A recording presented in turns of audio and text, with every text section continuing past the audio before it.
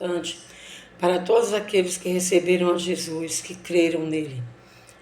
Porque aqui tem muitas instruções de como a gente deve viver aqui. Porque quem crê em Jesus Cristo tem a vida eterna, mas nós temos a vida terrena e Jesus Cristo nos ensina como os seus seguidores devem viver aqui, enquanto a gente não parte para a eternidade.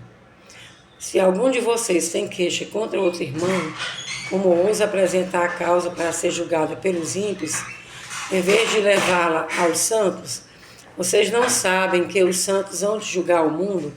Se vocês hão de julgar o mundo, acaso não são capazes de julgar as causas de menor importância? Vocês não sabem que haveremos de julgar os anjos, quanto mais as coisas desta vida. Portanto, se vocês têm questões relativas a coisas desta vida, designem para juízes os que são da igreja, mesmo que sejam os menos importantes. Digo isso para envergonhá-los. Acaso não há entre vocês alguém suficientemente sábio para julgar uma causa entre irmãos? Mas em vez disso, um irmão vai ao tribunal contra outro irmão, e isso diante de descrentes. O fato de haver litígios entre vocês já significa uma completa derrota. Por que não preferem sofrer injustiça? Então, nós lemos aqui até o versículo 7. O versículo 7, do número 1 até o 7, fala da paz, né? da concordância entre os irmãos. Aqui está falando de questões que podem existir entre irmãos e que antes de resolverem dentro da igreja, eles correm para resolver logo fora da igreja, ou então com confusões. Então, Paulo aqui aconselha até o fato da pessoa, para ter paz, sofrer alguma injustiça do irmão, para poder não ter nenhuma confusão entre os irmãos, né? E tem uma revelação muito importante aqui, que a igreja vai ajudar Jesus Cristo em tudo, né? No governo do mundo, quando Jesus Cristo vier. E aqui diz também que nós haveremos de julgar os anjos e de julgar também os ímpios. Isso por quê? Porque a igreja vai ser coparticipante no reino de Cristo, com Jesus Cristo. Agora vamos para o versículo 8.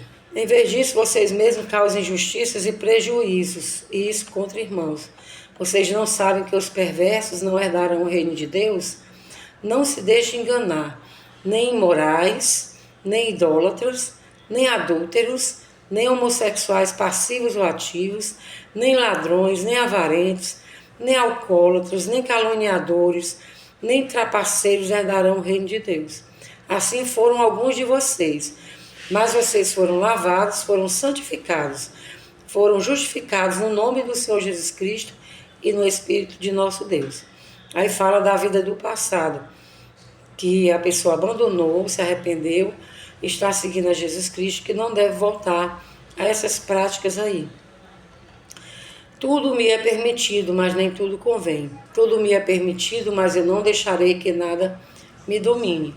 Os alimentos foram feitos para o estômago, e o estômago para os alimentos, mas Deus destruirá ambos. O corpo, porém, não é para a imoralidade, mas para o Senhor, e o Senhor para o corpo. Por seu poder, Deus ressuscitou o Senhor e também nos ressuscitará. Aqui fala do cuidado com o corpo também que a gente deve ter. E que o corpo também, e a gente vai ser restaurado o nosso corpo na ressurreição, um novo corpo. Então, o nosso corpo também pertence ao Senhor, não é só o nosso espírito. Vocês não sabem que os seus corpos são membros de Cristo? Tomarei eu os membros de Cristo e os unirei a uma prostituta? De maneira nenhuma. Vocês não sabem que aquele que se une a uma prostituta é um corpo com ela? Pois, como está escrito, os dois serão uma só carne. Mas aquele que se une ao Senhor é um espírito com ele. Fujam da imoralidade sexual. Todos os outros pecados que alguém comete, fora do corpo, os comete. Mas quem peca sexualmente, peca contra o seu próprio corpo. Acaso não sabem que o corpo de vocês é santuário do Espírito Santo que habita em vocês, que lhes foi dado por Deus e que vocês não são de vocês mesmos? Vocês foram comprados por alto preço, portanto glorifiquem a Deus com o seu próprio corpo.